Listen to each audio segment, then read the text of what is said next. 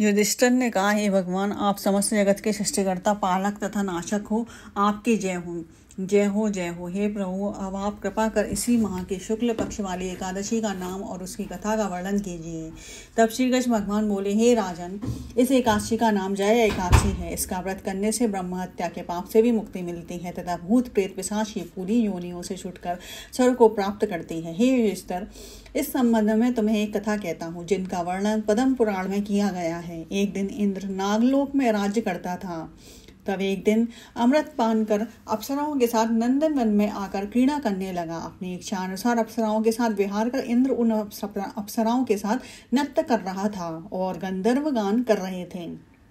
तब वहां पर गंधर्वों में शेष पुष्पदंत और उसकी पुत्री चित्रसेन, स्त्री मलिन व मलिन का लड़का माल्यवान भी उपस्थित था। उसी समय वहां एक पुष्पवती नामक गंधर्व स्त्री माल्यवान पर मोहित हो गई। तब उसने अपने रूप सौंदर्य से माल्यवान को वश में कर लिया। हे राजन, वह गंधर्व स्त्री अत्यंत सुंदर थी। उसके लक्षण मैं तुम्हारे सामने वर्णन करता हूँ। उसका चंद्रमा के समान खिला हुआ मुख, विशाल नेत्र, कानों में कुंडल तथा ग्रीवा में सुंदर हार और स्वर्ण कलश के समान ऊंचे उठे हुए मोटे कुछ संग के समान पतली कमर और सुंदर पेट था। उसके विपुल नतंग और मोटी जंघाएं तथा कमल के समान लाल वर्ण वाले चरण थे।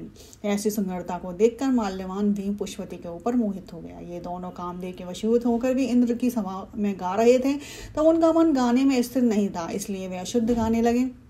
इंद्र ने उनकी भावनाओं को देखकर उनके उस प्रेम को समझ लिया था, किंतु उसने अपना अपमान हुआ जानकर इन दोनों को शाप दे दिया, और तुम दोनों मृत्युलोक में स्त्री पुरुष को पिशाच रूप धारण करो। जब वे दोनों इंद्र के शाप से हिमालय पर्वत पर पिशाच रूप धारण कर स्त्री पुरुष के रूप में दुख भोगने लगे, उस समय उन्हें गंध, रस, स्पर्श इत्यादि का कुछ भी ज्ञान नहीं था।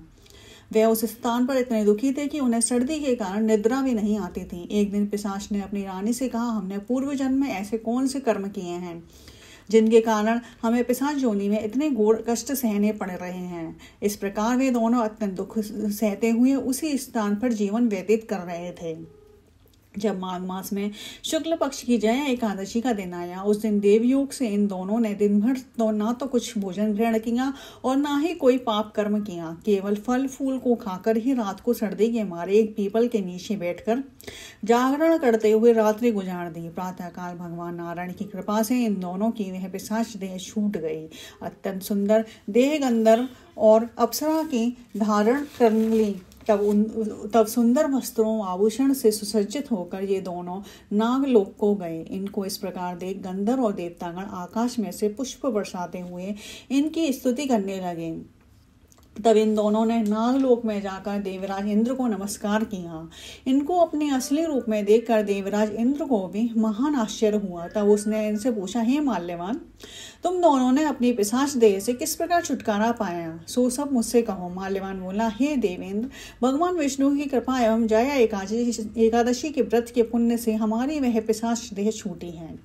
यह सुनकर इंद्र ने कहा कि हे माल्यवान, एकादशी व्रत करने तथा विष्णु की कृपा पात्र होकर पिशाच देह त्याग कर तुम दोनों पवित्र हो गए। अब तुम पुष्पवती के साथ रहकर विहार करो। हे युधिष्ठिर, इस जया एकादशी के व्रत करने से मनुष्य बुरी योनियों से मुक्ति पाकर स्वर्ग की प्राप्ति करते हैं, इसमें तनिक भी संदेह ना समझो। इस दिन बूंद गिरे के साटे का सागर लिया जाता है।